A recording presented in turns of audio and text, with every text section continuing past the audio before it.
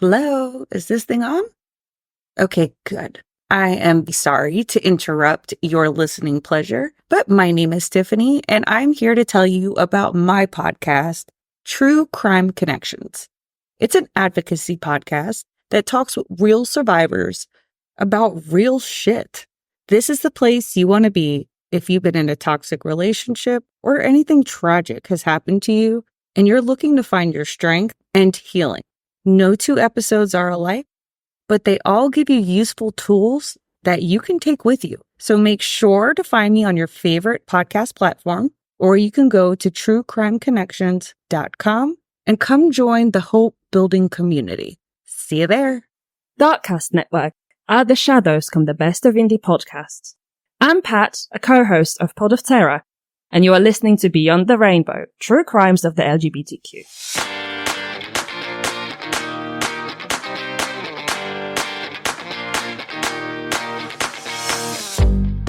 Hey, this podcast has been around for 5 years now, and I'm still swearing, because it's fun and necessary for my survival in this day and age. If you don't cuss, try it. You'll love it. Hey there, Rainbow Warriors, and welcome to Beyond the Rainbow, True Crimes of the LGBTQ+. I'm your host, who's 5 years older than I was when I started this show, CJ. Aging sucks, but as my sister says, it beats the alternative, and I guess she's right. For this special anniversary episode, I thought I'd put together 5 True Crime Quickies to celebrate being around this long. I truly didn't know if I would last more than a year or two when I started this adventure, but during the process, even through some of the hate mail and threats I've received, I've come to realize how important the stories I cover are. And to be quite honest, I believe Beyond the Rainbow is one of the oldest LGBTQ+ only true crime podcasts that's still around, and has been pretty much weekly consistent with new releases. I know my friend Aura Van Dank, whose birthday it is, happy birthday Aura, she still does Murder's a Drag, but I think her last one was in May of this year, and it seems Slay Queens might have ended in 2022. So okay, with that, let's get into our first case. As we know from past cases, the Middle East is not tolerant, let alone accepting of the LGBTQ community in their countries. In fact, all too often, if a Middle Eastern person is exposed as gay, bi, or trans, they're killed. But what happens if the gay Middle Eastern person in a Middle Eastern country is royalty? Prince Saud bin Abdulaziz bin Nasser Assad, boy, that's a lot of names, was a 34-year-old prince in Saudi Arabia in 2010. Knowing that if anyone found out he was gay, they would have his head, so the prince kept his sexual identity a secret from nearly everyone. This prince wasn't much different than most royalty, I believe.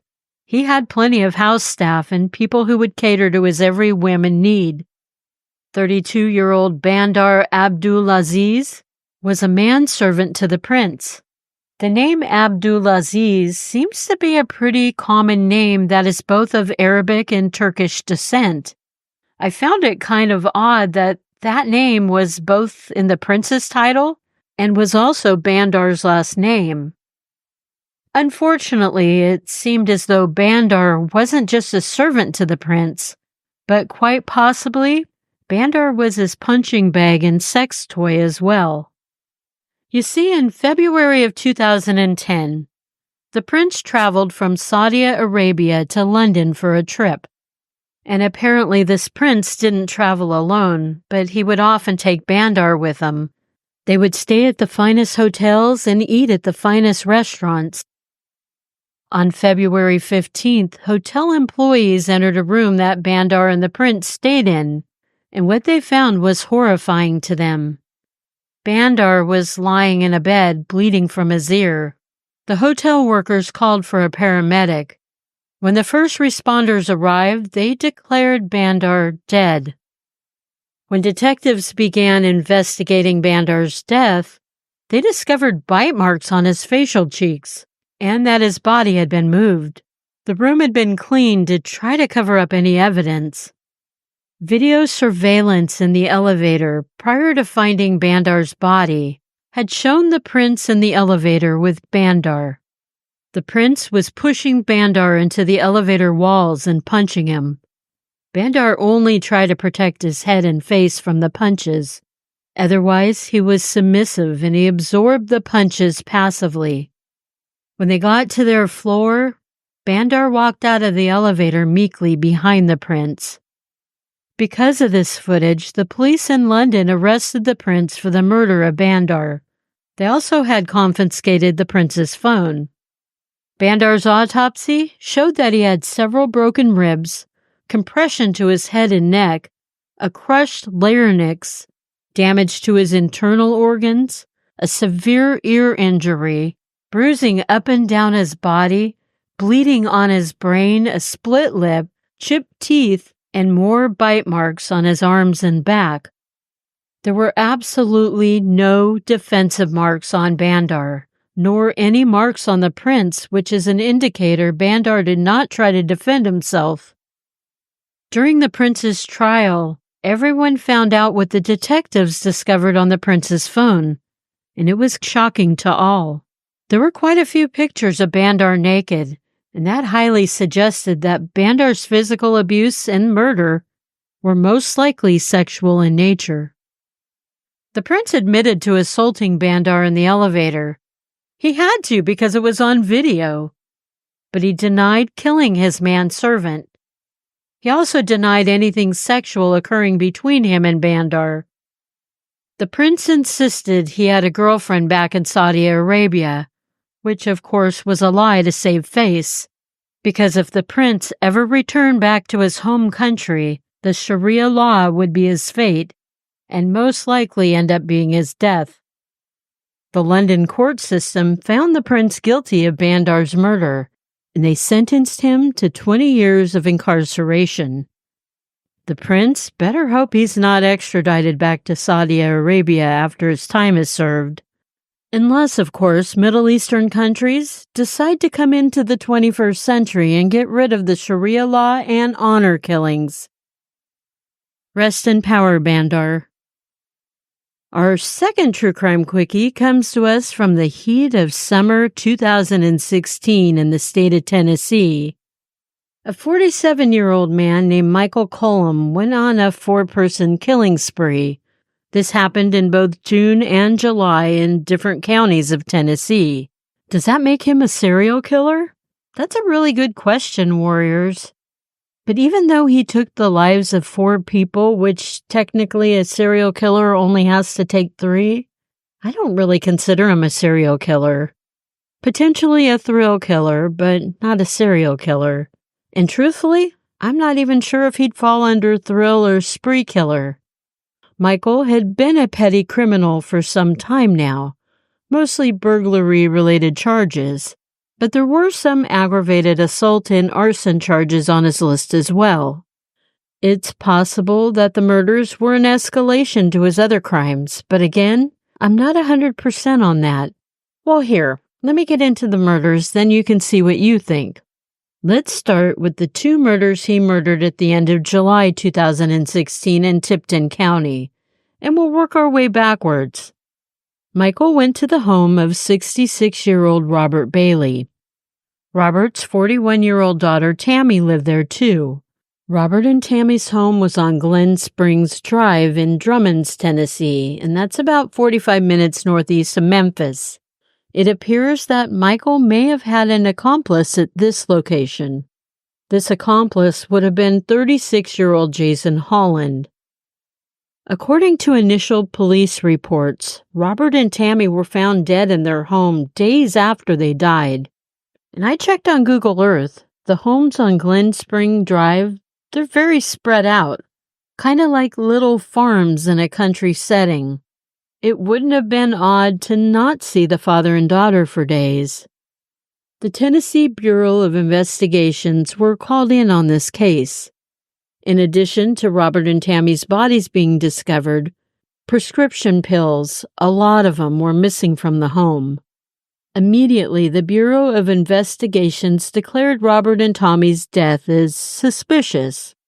However, even after digging and digging, I could not find their cause of death, which leaves it up to our speculations, I suppose. I want to say they were not shot or stabbed because normally police and media disclose that. It's possible, but surprisingly, not one resource mentioned it. I don't know, and I find it highly unusual when the cause of death isn't listed. And what was the motive for the murders? Everyone who knew them said that they were very well liked and never bothered anyone. You see, Robert had some disabilities and he walked with a cane, so he had quite a few prescription drugs in his home that he needed for various degrees of pain. But all of his pills and pill bottles had been taken. Robert and Tammy's extended family feel that the father and daughter had been murdered over the prescription medicine. And as it turns out, they were probably correct in that assumption. Okay, so we're going to go back a little further in time to the first double murder by Michael Cullum. This occurred June 2016. Shelby County, Tennessee has a little area that is unincorporated near the town of Millington. It's in this area that the married biracial couple of 49-year-old Rhonda Bishop Dukes and 47-year-old Brenda Dukes lived. Now, unlike the aforementioned father and daughter who were murdered and everyone said people loved them to pieces, Rhonda and Brenda might have had run-ins with the locals in their area. While I loved Tennessee when I visited a couple of times many years ago, it is still part of the conservative South. Rhonda and Brenda weren't just a biracial couple. They were lesbians as well. And although I don't know what those run-ins were, I'm sure that they were not made to feel very welcomed in their little town. Again, I took to Google Earth to find out where the woman's home was located. And once again, it was a rural area with lots of land in between homes. And get this, there are also 3 big churches flanking the area: a Presbyterian church, a Jehovah's Witness church, and a Church of Latter-day Saints. Holy shit, Frida, we are back in the South. June 6th, Michael Cullum, who actually was a neighbor to Rhonda and Brenda, made his way onto the women's property and into their house. He shot each woman in her head. Michael then left the women's property and he waited. He watched and he waited some more. He realized no one had heard the gunshots, so he returned to Rhonda and Brenda's home. Once he was back again, he stole their prescription pain pills. From what I understand, gunshot sounds are not uncommon in the area Rhonda and Brenda lived. People hunted, and they went target shooting on their properties. So really, hearing gunshots would be typical there. But who knows what drugs Michael was on when he shot the 2 women. And I think we see now what Michael's motive really was. So can you call him a serial killer? Can you call him a spree or a thrill killer? His motivation was stealing other people's prescription medicine. So he's not a thrill killer, he's a pill killer. After police discovered the bodies of Rhonda and Brenda, they began to compile a list of suspects, and it turned out to be a pretty long list of everyone that the women had conflicts with. And that is exactly what law enforcement had been working on by the time the murders of Robert and Tammy Bailey occurred. Investigators were able to find evidence that linked both cases together, and they arrested Michael Cullum. Not long after taking Michael into custody, they arrested his apparent accomplice, Jason Holland, in the murders of Robert and Tammy Bailey. Only Jason wasn't charged with the murder of the father and daughter, but rather with responsibility of what led to the murders of Robert and Tammy. I assume that to mean while he didn't do the actual killing, he was there and he knew about it. Maybe he even led Michael to the 2, and he didn't try to stop Michael from slaying them.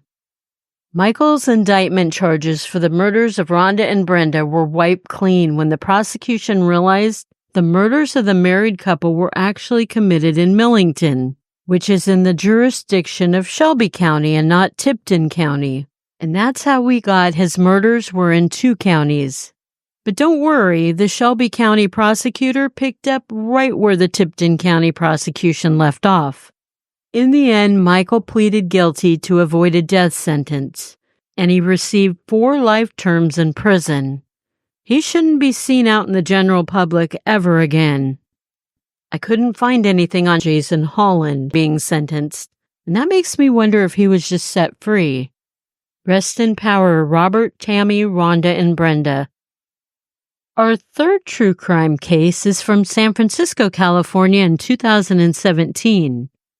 But first, for my Sacramento friends and listeners, this case's killers lived in Sacramento as recent as 2016.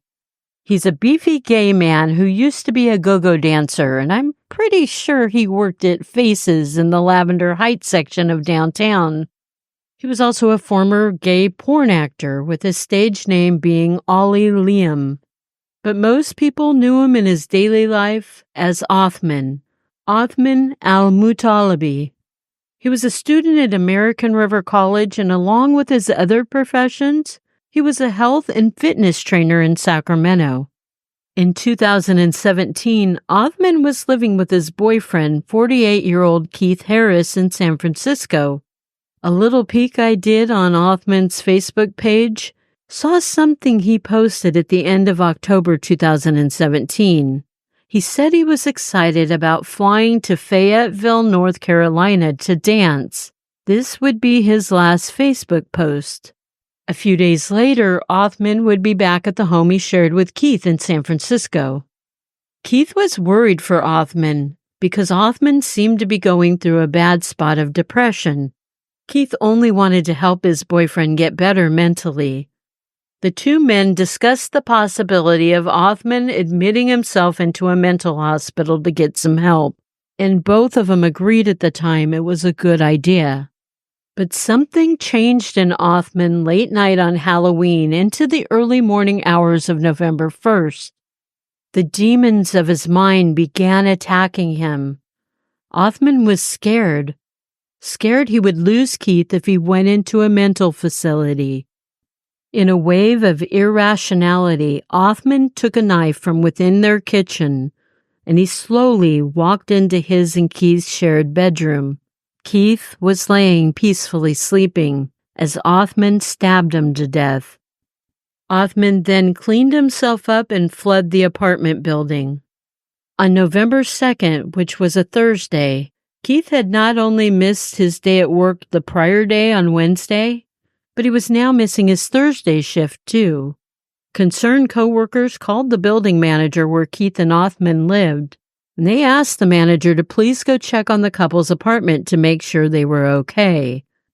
When the building manager used his keys to open the door, he saw blood right off, and he shut the door and called for police. When investigators arrived, they found the deceased body of Keith lying on his blood-soaked mattress. As for Othman, when he fled the apartment, he was waiting outside for an Uber to pick him up. Othman got into the Uber. The Uber started to drive away from the curb. A few minutes into the drive, Othman vomited. This caused the Uber driver to pull over. Hoo-hoo, howdy. I just keep thinking about that vomit stench. I'm sure even 7 years later, it's still in that car. Whew. Once the Uber driver pulled over, they called 911. While waiting for emergency services, Othman fainted. Police and the EMT arrived, and Othman was still unconscious. He was transported to San Francisco General Hospital. On November 7th, 5 days after Keith's body was discovered, Othman was taken into custody for the murder of his boyfriend, Keith Harris. Othman had his court trial. He pleaded guilty and he was sentenced to 15 years to life. Again, if the minimum is 15 years, that's far too little in my opinion for taking someone else's life. As a side, some of these pictures of Othman that I found on his Facebook show he's extremely muscular, to the point I wondered if he might be taking steroids. That also could explain some of his apparent blind rage in taking Keith's life. It's really only my theory, but I will post pictures of him in a promo video. If you happen to watch it, let me know what you think. Rest in power, Keith. Our fourth True Crime Quickie comes to us from Israel just last year in 2023. An 18-year-old lesbian Druze woman was murdered by her brother in a so-called honor killing. I wasn't exactly sure what Druze meant, so I had to look it up. Come to find out, Druze is not an ethnicity, but a unique religion. It's based upon parts of Islamic faith, Hinduism, and Greek philosophy. Most Druze folk are from a Lebanese, Israeli, or Syrian background. I imagine our 18-year-old lesbian, Sarit Ahmed, was an Israeli, since that's where the crime against her occurred. Sarit had two brothers who incessantly harassed and threatened her because she was gay. Sarit had come out when she was only 15 years old, and that would have been in 2020. Finally, she had enough of her brothers' threats, as she lived daily in fear of them. She went and she filed a formal complaint with Israeli police about her brother's harassment and their death threats. The brothers were arrested, found guilty, and placed in jail. While law enforcement pleaded for the brothers to remain in jail for 18 months, the judge only sentenced the brothers to 4 months. But this did give ample time for Sarit to be placed in a shelter for young women at risk. When Sarit was still living at her home along with her brothers, the eldest brother told her to drink poison because it was better for her than what she was drinking. The younger brother said he was going to stab her in the stomach with a knife and then go drink beer as though nothing happened. The eldest brother even put out a hit offer of 200,000 shekels, or roughly $55,000 to anyone who would kill his sister. That way he could be somewhere else and have an alibi. The brothers had taken Sarit's phone so she couldn't contact her girlfriend, and they held Sarit at home against her will before she was able to escape and file the formal complaints. Sarit had only stayed at the shelter for a small amount of time. When she was there, she was in a program that was supposed to reunite her with her family again. Sarit decided she would go live with her sister. But 3 weeks before her murder in May of 2023, Sarit approached a police officer in fear of her life again. On June 9, 2023, Sarit's gunshot-riddled body was found on a street in Yarka. Sarit's older brother vanished right after her murder. But in July 2023, 5 men had been arrested in relation to Sarit's untimely death, and none of the men arrested were related to Sarit. All of the men were in their 30s. In August of 2023, Sarit's eldest brother was found and arrested for ordering the murder of his sister. No information I could find if any of the suspects were charged or went on trial yet. Rest in power, Sarit. Our final True Crime Quickie has kind of turned into a longie, but it occurred in the Bronx section of New York on April 14, 2019. And the whole scene pretty much happens within an hour's time. 32-year-old Kawasaki Trewick was a black gay man who lived in a building with low-rent housing at 1616 Grand Avenue in the Bronx. Around 10:40 p.m. at night, Kawasaki was seen on surveillance footage inside his building walking around dressed in his underwear, what appeared to be a 3/4 length jacket or robe without sleeves, knee-high boots, and he was carrying a large stick with him. It looks like a walking stick, one that you'd go hiking with.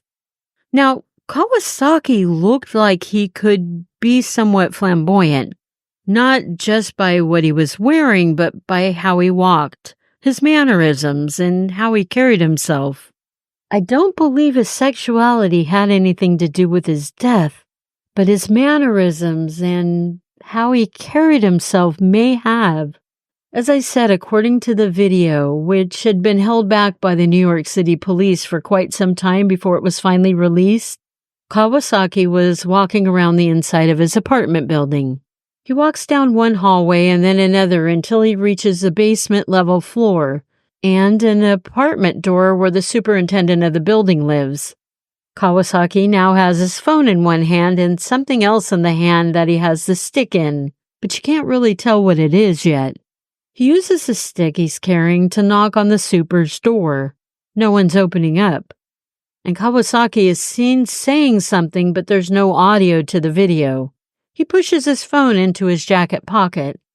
From his body language, Kawasaki looks very agitated, and he knocks several more times, each time with a little more force and annoyance.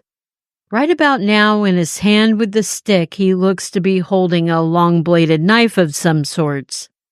By now, a female security guard who is viewing the surveillance videos, she sees Kawasaki at the super's door knocking rather fiercely. She calls 911 at 10:44 p.m. Police, fire, medical. Hi, yes, I have a tenant in the building who is harassing tenants and supers. Okay. What's the address? 1616 Grand Avenue. 1616 Grand Avenue? Yes. Okay. And what floor is the person on?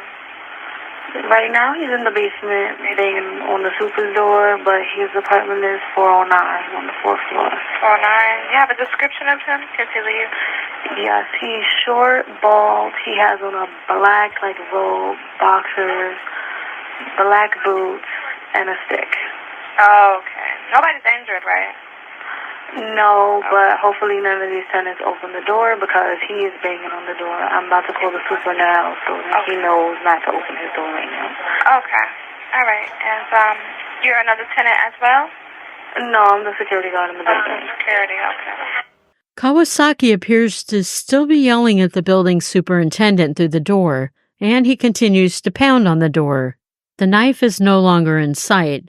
Then Kawasaki seems to give up because no one is opening the door, and he exits the hallway through a different door. At 10:49 p.m., the 911 operator dispatches a unit to the scene of the apartment building on 1616 Grand Avenue. Just 1 minute before the police are dispatched, Kawasaki calls 911 at 10:48 p.m. New York City 911, do you please fire or medical? Hello? This is 911, do you please fire or medical? You said fire or medical? Police, the fire department, or EMS? You're supposed to say, what's the emergency? No. Do you need Okay. either one of those?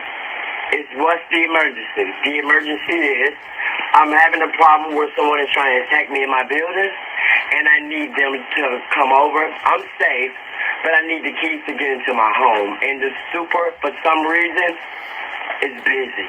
What's the address? Excuse me? What is the address? 1616 Grand Avenue. Yeah. 1616 Grand Avenue? Yes, call the fire department. You need the fire department? Yes. Okay, hold on for the fire department. Thanks. So what's the address to the fire emergency? Yes. Fire 1660 Grand Avenue. What's the address? 1616 Grand Avenue? Yes. What streets or avenues is that in between? I don't know. You should know.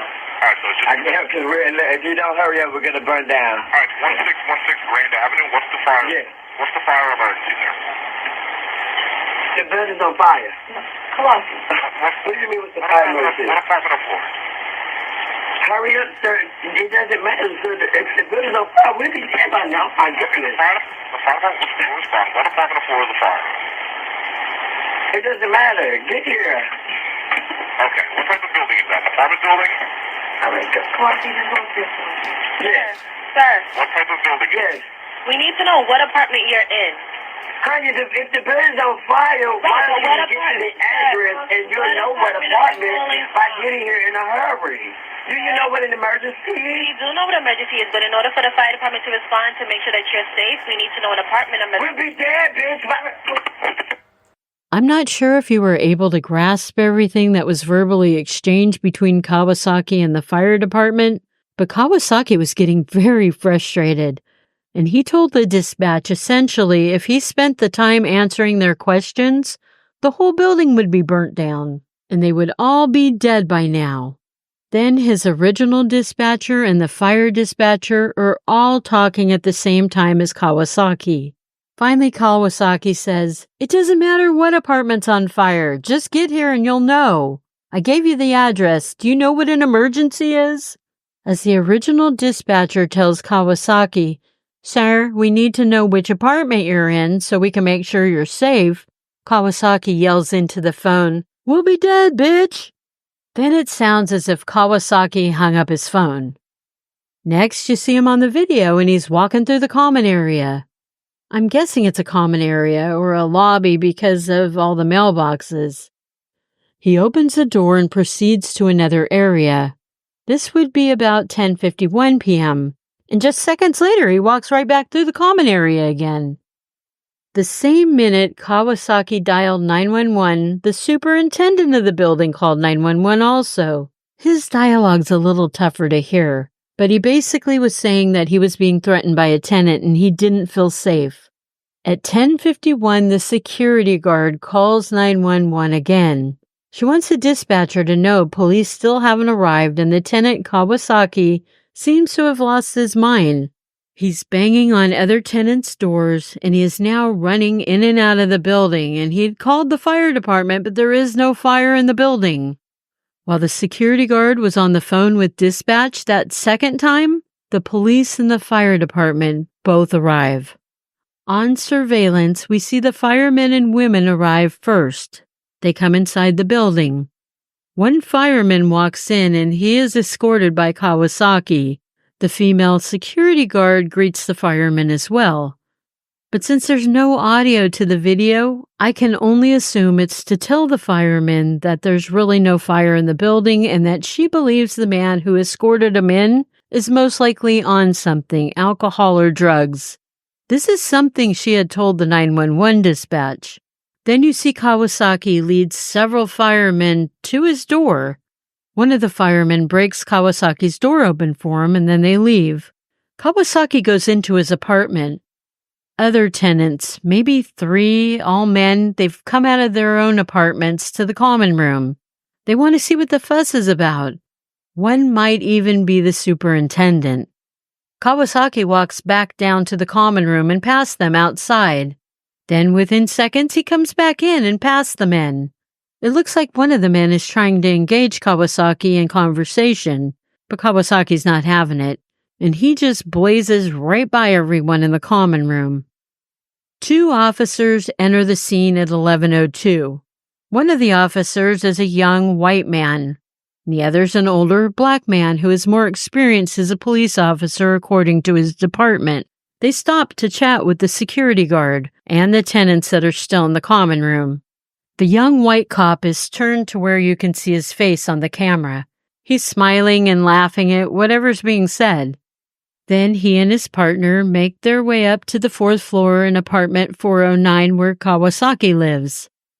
The older black cop knocks on Kawasaki's door. No one answers. At first I think Kawasaki might still be traveling up and down hallways of different floors. Police knock several more times, and then the older cop pushes the door and it opens. We are now not only getting a visual of the hallway from the apartment building surveillance, but now we're seeing police body cam as well.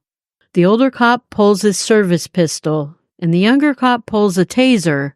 Kawasaki, now dressed only in his underwear and the knee-high boots, he looks shocked to see the police at his door. He's standing at his stove, holding a knife in his hand. The cops tell him to put the knife down, but Kawasaki doesn't. He tells police to get out of his home. He goes and he grabs his walking stick and he tells the cops again to get out of his house. The 2 police are talking to each other when the younger one tells the older one he's got a knife. Kawasaki responded, "I have a knife because I'm cooking." Kawasaki is continually being told to drop the knife by the police, but he continues to question the police as to why they broke into his apartment. Since Kawasaki won't comply and drop the knife after many requests, the young white cop tases him, causing Kawasaki to fall on his back. He is still for maybe 2 or 3 seconds. And as the two police enter the apartment, the older one in the lead, Kawasaki jumps to his feet and he begins screaming, "Ah! Ah! Get out! I will kill you all! Get out!" And then Kawasaki did something no one should ever do. He charged the officers with the knife and the stick still in his hand. Both officers retreated backwards to the door of the apartment. Both drew their service weapons and aimed at Kawasaki. The younger officer, however, fired his service pistol twice. The two officers called in the shots fired, but they didn't go back into the apartment to see if Kawasaki was okay. Then all of a sudden, the video stops, as did Kawasaki's life. The New York PD reviewed the case and the officers involved. They declared that the shooting was a good kill, meaning the officers did everything in their power to defuse the situation before turning to force. Multiple experts on cases such as these involving police officers say that the two officers unnecessarily escalated the situation with Kawasaki, and then they used excessive force. These experts also say that the police should have told Kawasaki why they needed him to drop the knife instead of just commanding him. I don't necessarily agree with that part. I think it was quite obvious why they needed him to drop the knife, cooking or not. But it's also quite obvious what the cops should have done after first tasing Kawasaki. They should have gotten their asses into the apartment sooner and removed the knife and the stick. And if Kawasaki jumped up like he did, tase him again. Disarming him and getting cuffs on him should have been their main goal. And then they could have got him the help that he seemed to need. Apparently, the older cop told the younger one not to shoot Kawasaki, but the younger partner did not listen. And now the Civilian Complaint Review Board of New York is calling for both cops' badges. In my opinion, Kawasaki was definitely not mentally well from the onset of the whole evening. The man was walking around in his underwear, knee-high boots, and a sleeveless jacket or robe. He was carrying a walking stick and possibly a knife with a long blade. He's banging on doors, screaming through doors, calling a 911 dispatcher a bitch, and making false fire claims. While I felt somewhat sorry for the dispatchers that night, the ones who spoke to Kawasaki on the phone should have known that this dude was not sounding right in the head. I've said it before and it's worth saying again. Some sort of crisis therapist needs to be on hand for police departments in situations such as these. Someone to de-escalate the drama before it unfolds too far and people end up dead. I'm not victim blaming Kawasaki for his own death. But yes, he could have handled the situation of getting locked out of his apartment much better than he had. And if this was a reoccurring thing with Kawasaki, someone should have just opened the fucking door for him. And why have a security guard even at that building if all she can do is monitor the damn surveillance camera and call 911? Hell, a monkey could do that. A security guard should have a master key to be able to let tenants in if they get locked out. Furthermore, was it really necessary for the cops to go see Kawasaki with their pistols drawn? Probably not. They could have hung around for maybe 20, 30 minutes just to make sure Kawasaki didn't go banging on any more doors. And then they should have billed Kawasaki for their service call and for the fire departments. Kawasaki's folks viewed the video over and over again, and they believe their son was killed in cold blood. You see, I don't believe that either. I think the two cops were scared much more than a simple abuse of their authority. Kawasaki did run at them with a knife, saying he was going to kill all of them. In a way, it was self-defense on the part of the police. But had a crisis therapist been there, it most likely would have never gotten to the point it did. And no one would have had to die. Rest in power, Kawasaki. I love you, Rainbow Warriors. You matter. Cheers, and here's to our next 5 years together. Remember, it's not a crime to be gay. Unless you're a murderer.